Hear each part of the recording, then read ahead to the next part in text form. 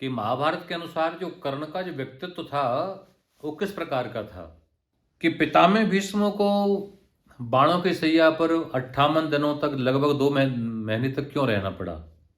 कि जब वो युधिष्ठिर महाराज स्वर्ग में गए तो उन्होंने दुर्योधन को स्वर्ग में देखा, तो दुर्योधन को स्वर्ग क्यों मिला। आप सभी भक्तों को मेरी ओर से जय जय श्री राधे, जय श्री कृष्ण।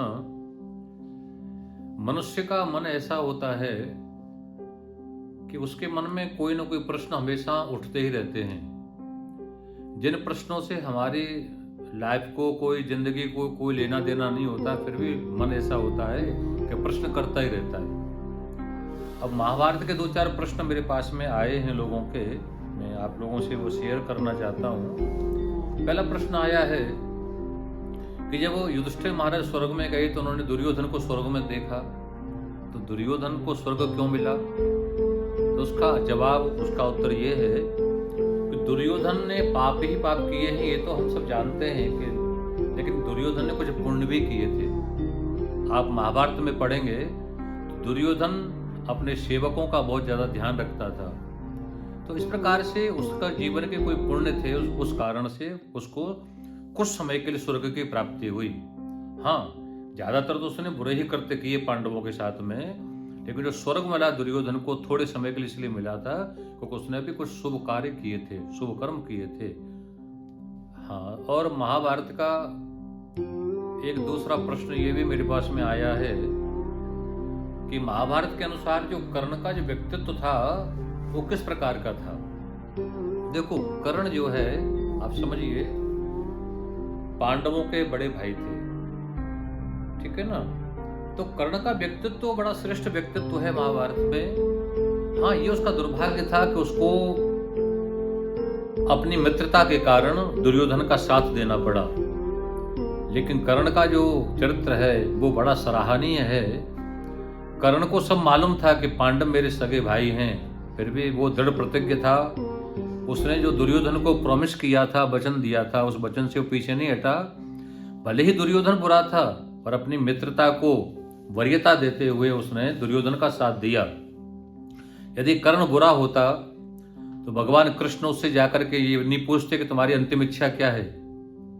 तो इस प्रकार से कर्ण का जो व्यक्तित्व है ये बड़ा सराहनीय है, और कर्ण का जो व्यक्तित्व है हमको ये भी सिखाता है कि जहां आपकी दोस्ती है, दोस्तों को, आपने मित्र को जो प्रॉमिस किया है, जो वचन दिया है, उससे कभी आपको पीछे नहीं हटना चाहिए। इसी क्रम में जो मेरे पास तीसरा प्रश्न आया है वह यह है कि पितामह भीष्म को बाणों की सैया पर 58 दिनों तक लगभग 2 महीने तक क्यों रहना पड़ा। क्योंकि पितामह भीष्म इस बात को स्वयं कृष्ण से कहते हैं कि कृष्ण, मुझे 100 जन्मों की तो याद है कि 100 जन्मों तक मैंने कोई पाप नहीं किया है, और फिर भी मेरे को ये कष्ट क्यों भोगना पड़ रहा है। तब भगवान ने जवाब दिया कि पितामह, आप 100 जन्मों से पहले कोई राजा के पुत्र थे, राजकुमार थे।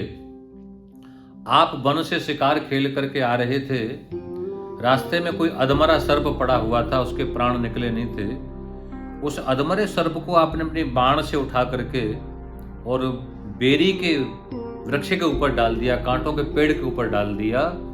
तो वह सर्प जितने दिनों तक उस कांटों में उलझा रहा, कष्ट पाता रहा, उतने ही दिन आपको भी बाणों की सैया का कष्ट उठाना पड़ा।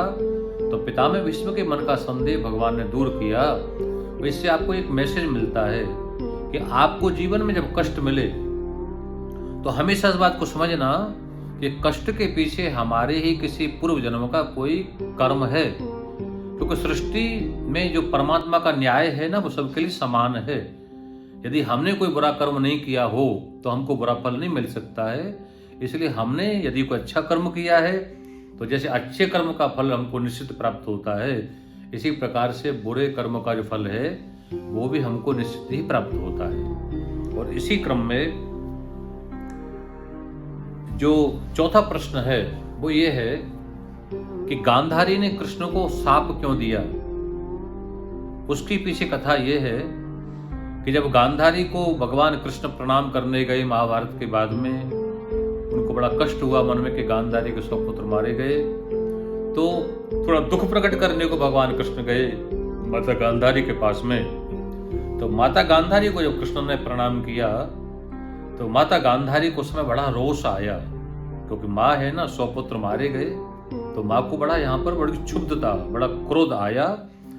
और गांधारी माता ने तब कृष्ण को, भगवान द्वारकाधीश को शाप दिया कि कृष्ण, तुमने मेरे कुल को नष्ट करने में 18 दिन लगाए हैं, लेकिन मैं तुम्हें शाप देती हूं कि तुम्हारा पूरा वंश एक ही दिन में नष्ट हो जाएगा। तो ये जो कृष्ण को जो शाप दिया, ये गांधारी ने दिया ऐसा आपको लगता है, लेकिन मूलतः उसमें कृष्ण की इच्छा थी।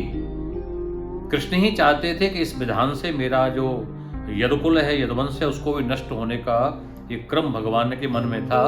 तो सारी सृष्टि में जो भी कुछ होता है वो ईश्वर ही करते हैं, कृष्ण ही करते हैं। इस प्रकार से इस प्रश्न का उत्तर ये हुआ। इसके बाद में एक प्रश्न किया गया है मेरे से, वो ये किया गया है कि भगवान ने इंद्र का मान मर्दन क्यों किया, इंद्र का अभिमान दूर क्यों किया। क्योंकि देखो, प्रकृति का नियम है कि आप जब ज्यादा श्रेष्ठ होते हैं, आपको कोई उच्च पद प्राप्त होता है ना, तो आप अहंकार में भर जाते हो और यहीं से पतन शुरू होता है। आपको कितना बड़ा भी पद मिल जाए, आपको अहंकार न होगा तो पद से कभी आप च्युत नहीं होंगे, आपका कभी पद से पतन नहीं होगा। लेकिन इंद्र को क्या है कि वो देवताओं का राजा था, उसे बड़ा अभिमान हो गया। तो भगवान कृष्ण ने इंद्र का अभिमान दूर करने के लिए ब्रजवासियों से गिरिराज जी का पूजन कराया है। इस प्रकार से भगवान ने इंद्र का जो मान भंग किया, तो उसका यही जवाब, यही उत्तर है उसका कि जीवन में आपको कभी अभिमान नहीं करना चाहिए। भगवान ने आपको जो ऐश्वर्य दिया है, जो आपको संपन्नता दी है, जो आपको धन दिया है, जो पद दिया है ना, उसमें विनम्र होकर के भगवान को आपको धन्यवाद देना चाहिए।